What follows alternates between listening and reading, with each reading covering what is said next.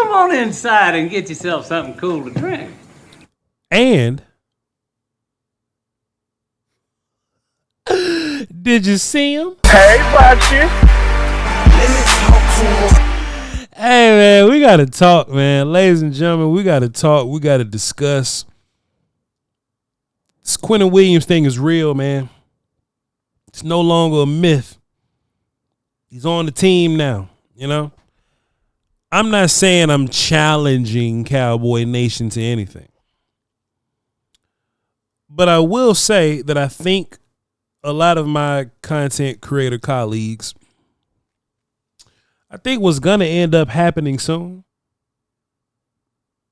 is we about to start seeing think pieces on interior pressure versus exterior pressure. Or at least I say edge pressure, right? Exterior pressure is like corners and safeties or something. I don't know.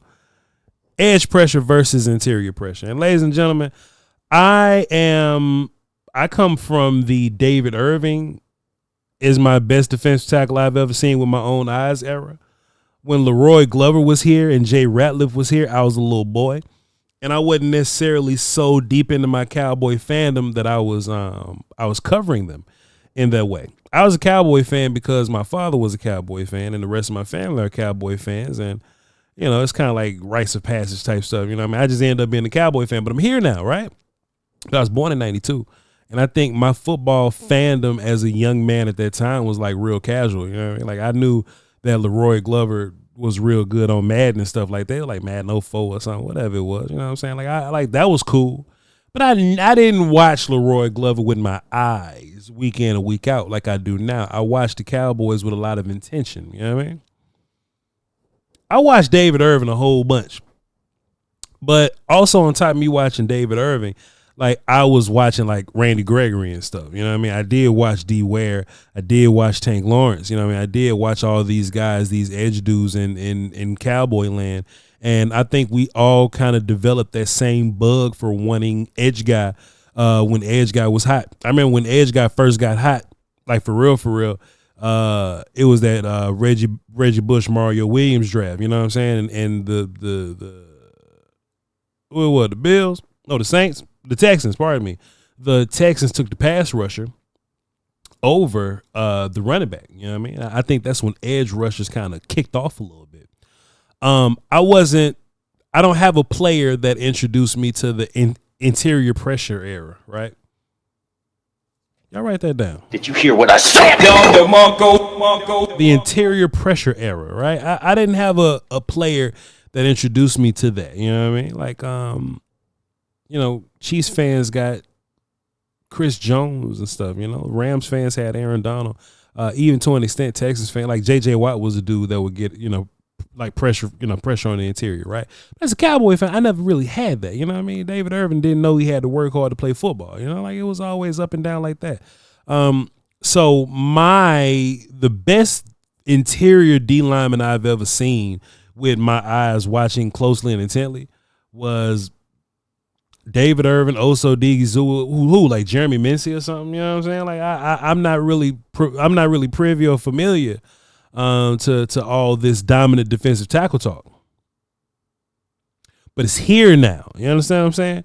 Not only I saw somebody in my comments. I actually tweeted it out. I appreciate you for giving me the inspiration. I give you credit. We ain't doing nothing else. I could just run to Twitter and figure it out real fast. But I saw a comment that basically said something along the lines of, you traded Micah for the best interior duo in the National Football League. Man, I just want Don DeMarco that one time. Don DeMarco. My man's Luke Newman, 530, said we turned Micah to an elite interior duo and a first-round pick. Jones Cook with this trade. Appreciate you, sir. Hey, man. I feel what he talking about, right? You know what I mean? Like, you got Osa and you bring in Kenny Clark. They both brothers for real. They both B-gap guys in real life. You know what I'm saying? But, you know, Quinnon is a bona fide, like, space-eating A-gap dude. You know what I'm saying? And I'll speak for the 30-some-year-olds, bro. Ladies and gentlemen, we have not seen an interior player. I can speak for most of y'all as, you know what I'm saying? I know a lot of y'all, you know, y'all grew up in a different time and y'all ran into a lot of interior cats, but I can make an argument that Quinnon Williams if he retires a Cowboy, if he does things here, if he hangs around for a while, he has the ability to retire as one of the best Cowboy defensive tackles of all time because he's just that kind of guy. And you saw it expeditiously. Expedition 33, dog. Fast as you could possibly see it, you saw it happening. Quinnon Williams not only tore shit up on his own, the little bit that the Raiders ran the football, Quinnon Williams was involved. And when Quinnon Williams then turned into a pass rusher, the bull got like 6 pressures and like a sack and a half. Ridiculous. On top of that, he made Kenny Clark's job much easier. On top of that, he made Oso Digizua's job much easier. I feel like Jadeveon Clowney, Donovan Ezaraku, and all your linebackers also benefited from Quinnon Williams being a dude up in there, dog. And I just can't wait to see what this looks like. If this is our real life, I can't wait to see not only what the rest of this year looks like, but like you still get to draft. You know what I'm saying? Like you drafted Quinnon Williams and George Pickens with your second and third round pick this year. You know what I'm saying? So you hit on them 2 ones that you about to get.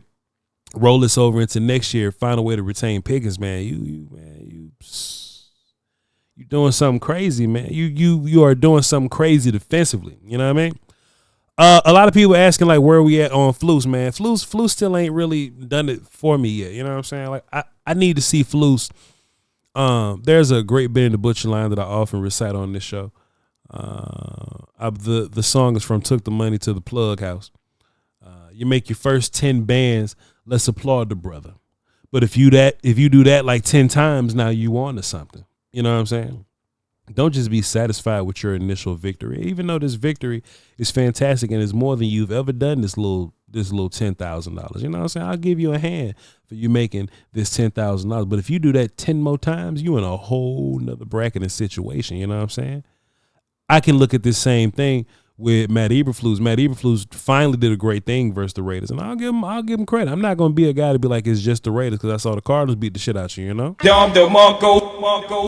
I'm not just going to sit up here and be like, oh, it's just the Raiders. Like a win is a win, you know what I'm saying? And a win in dominant fashion on defense, shall I say. If you can repeat that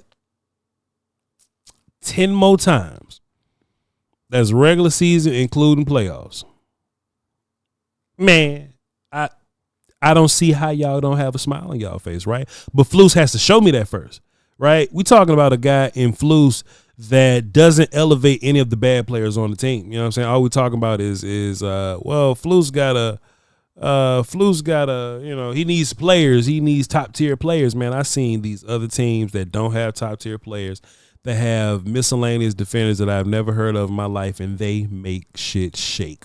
Flus doesn't quite do so. He simply does not. He just doesn't quite do so. So what I need from Flus to do is I want to see Flus make shit shake with a player that isn't necessarily Quinnon Williams. Now, if Flus would have been making it work with Mozzie, Osa, and Solomon Thomas and all them, man, and we was like whooping feet with Kenny Murray, man, hell yeah, we could talk about Flus moving forward. But it just seems now Flus is getting carried by the players, which I don't want.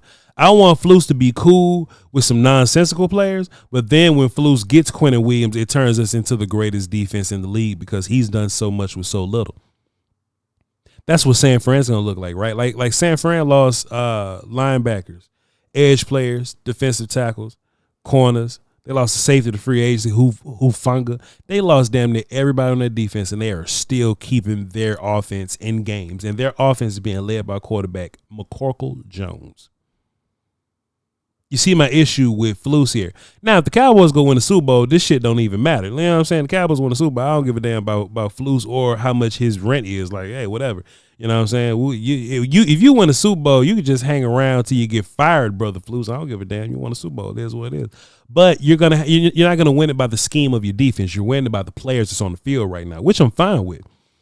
You know what I'm saying? I'm just not fine with giving Flus the credit for it. Like Quinnon Williams pops up and makes the entire front seven better. Like, bro, that ain't on Flus in your scheme. That ain't on Flus in your scheme. Plus, I don't want to give Flus credit for stuff that like Voch thought of. Like, you don't need to be playing Dante Fowler like that. And I still don't know the reason why they want to push Sam upon us like that. But it's all in that same family. It's all in that same category of stuff. of, Flus is really just on the roller coaster with his hands up screaming, wee, while Quinnon Williams up there kicking ass. Like I said, I want to be incredibly clear here. If you win, it don't matter. If the defense goes out there in dominant fashion and does it 10 more times, cool. I'm just going to refer to Matt Eberflus as a Barry Switzer type character. What you mean, Voch? Like a Barry Switzer type character. Yeah, I mean, you're going to come in with Jimmy roster and basically, you know what I'm saying, the roster kind of carries the coach staff, whatever. I look at Flus the same way. Nothing against you. You would be etched in Cowboy history if you won a Super Bowl like that, Flus. But I'll just know a little better. If they say, yo, Voch, what really turned the defense around? I won't say Flus and his decisions. I'll say Quinnon Williams, you got better at corner. Your safeties got healthy, and your linebackers. If anything, you blame that shit on Jerry. Did you hear what I said? If anything. But I think Savon, Revel, Kalen Carson, your DBs, man, I think they all played much better than they ever have all season, man, because you finally got pressured out. Like, you got pressure up front. And it started with Quinnon Williams. Like, Quinnon Williams is an ass whooper up front. There's a lot of national media people talking about some, well, the Jets say that Quinnon's not a good pass rusher anymore. So I'd be damn, he was a good one for us. It was a good one for us. You know what I'm saying? And this is what I think my final point is going to be, right, in terms of Quinnon Williams, the pass rush, or just the Cowboys defense in general and what's it going to look like moving forward, okay? Styles make fights. Styles make fights. We're looking for matchups, right? One thing that the Cowboys offense is going to do is score. And I need those guys to, like, put the pedal to the metal and, like, really help the Cowboys defense still in that way. Like, the defense, I believe, is going to give the Cowboys offense some room to make mistakes, but I still need the offense to stay aggressive and put points up on the board quickly. But what I eventually think is going to happen, like, Styles make fights. I think you're not going to run into an offensive line so Teflon that they're going to be able to deal with the front. Dog, Oso Digizua is your worst defensive tackle right now. And he had 6 pressures and a sack yesterday. Could have had another one, but Geno Smith got rid of the ball real quick. You feel what I'm saying? Oso Digizua is your worst defensive tackle right now. And Donovan Ezeraku, James Houston, Jadeveon Clowney, they're your edges. Right? So what does this mean moving forward? Yeah, the Eagles are a much better team than the Raiders. They have a much better offensive line than the Raiders do. All this is true. But if you're the Eagles and you ain't got 5 Teflon offensive linemen across the front, what you going to do? I know they got an injury on the interior. I know they got Fred Johnson playing on the outside. If anybody know who the hell Fred Johnson is, I think you could take advantage of a lot of those situations. I honestly think you can, especially in those situations where Quinnon Williams or Oso Digizua or even Kenny Clark, they line up at 4-eye or a 5 tech and they whoop feet from the outside. It happens. The Kansas City Chiefs don't have a Teflon offensive line. The Detroit Lions they are close to it. Gets as a Teflon offensive line, but they're dealing with injuries. They're compromised on the offensive line, right? And we play all these games real close. You know what I'm saying? We're going to play 3 games within 11 days. So even if your offensive line is healthy, I still feel like Quinnon Williams, Kenny Clark, and Oso Digizua are a plus matchup on the Cowboys side, but especially the idea that you dealing with injury, I think the Cowboys defense is coming. And pressure and ass whoop is coming with them. That's just how I feel.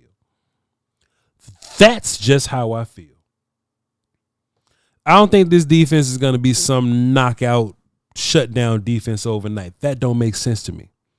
It won't be that. But if it could simply be complementary to this offense and take advantage of offensive line mismatches, then we can go party. The Chargers are another team at the end of our schedule that seem kind of scary, but they ain't been winning games neither. But at the end of the day, they having problems on their offensive line too. Dog, it can happen to all of them.